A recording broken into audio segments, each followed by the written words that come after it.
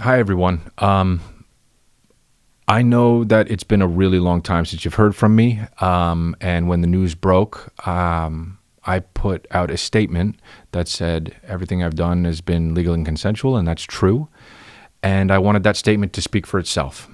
And I wanted to talk immediately. I wanted to post online. I wanted to do my podcast, business as usual. But I I thought that might not be the best thing. What might be the best thing it would be if I just take this time to be with my family, try and take a long, hard look at myself, and just and do that. And um, it was a lot. It was hard. I first of all, I do know how it looks with with all the stuff that's been said and the the emails that have been put out there and what the media has been trying to say. And I know it looks bad, and it doesn't show the full scope of the of what happened. I stand by the fact that all my relationships have been consensual and legal, and that's just it. That's the truth. I threw this kind of time away.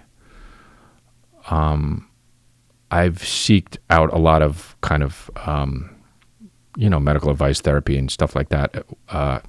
That doesn't matter here nor there. But what I have come to understand is this was always about sex to me. My life was, sex. It controlled my life. It was the focus. It was my focus, all the time. And I had a problem, and I do have a problem. It's not like months down the line, you just kind of, everything's better. I need to do work on that. When I first started doing stand-up and I started getting a little bit of notoriety in my early 30s, having sex got a lot easier, is for the lack of better words. And I felt lucky. I felt like, oh, wow, I don't need to work as hard. I can just do a show and then have sex, or roll into a city and look at my inbox and then just start writing. And I did, man. I wrote. I know you've seen some of the messages online. There's way more than that. I would get at least 50 messages after a show each city a night, and I would reply to all of them. And I thought in my mind that being straight up with these women was the right thing to do. I'd say, hey, come to my hotel room and let's have sex. Let's make out. Let's do this. Let's do that. And that was what I thought was right. I realized through all of this that doing that is just treating sex like it's casual and being flippant with people. And that's not the guy I want to be. It's not okay, and I'm sorry for that. It makes me feel shameful, and it makes me feel bad.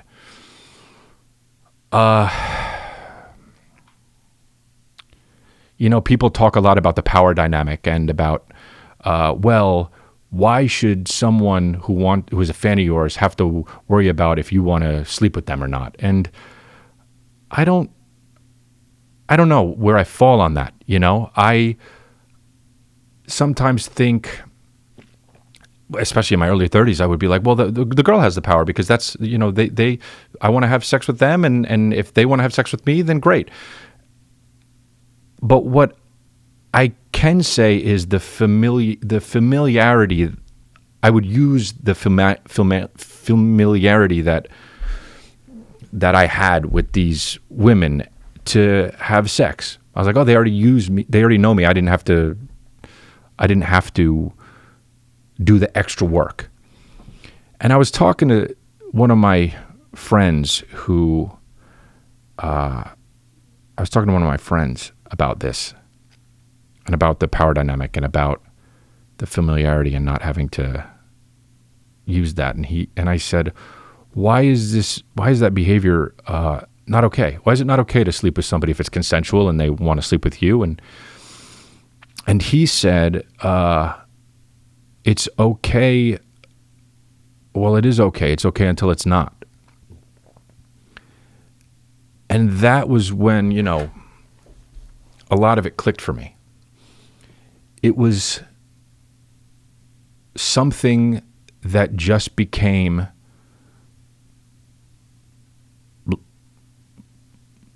life controlling. I mean, I would think about it all the time. I would go and I would do my show, and like I just said earlier, and it was too much, and it became a lifestyle that I didn't know how to stop. I didn't even think I had a problem. I thought that this was how it was. I thought that guys in my position were lucky enough and fortunate enough, and it was going out of control. And I never stopped it. I cheated on most of the girls that I've been with. I cheated on my fiance now. And this is my dream girl. This is the girl that I want to be with for the rest of my life. And even that wouldn't stop what I was doing. And I was headed for you know what I was headed for? I was headed for this. And this needed to happen because I wouldn't have stopped cheating. I wouldn't have stopped using sex. I wouldn't have stopped. So I have a chance here to really, and I have been doing the work and being somebody who is a role model for my son. And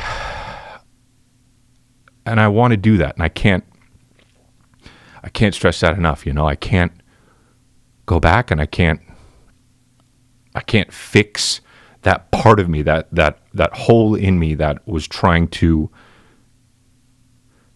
be filled with that. The loneliness on the road, or the fear that I felt, or the insecurity that I would try to chase and just conquer with this. With sex, and it was out of control. So I have a chance here to apologize to the people who got caught up in that shit, and the lies that I would tell my fiance, my friends, and I'm sorry. I think that being a comedian, it's funny, the stuff that you tell yourself to make everything okay, like the cheating and the sex every night or whatever. Well, any guy would do this, which is not true, or whatever it is. And I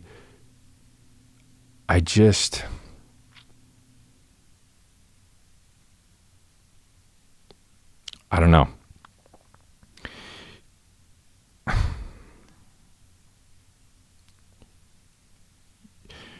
It was too much, and I made too many excuses, and I can't do it anymore, and I haven't been. And I've been on this path of recovery now for a bunch of months. I'm doing well, and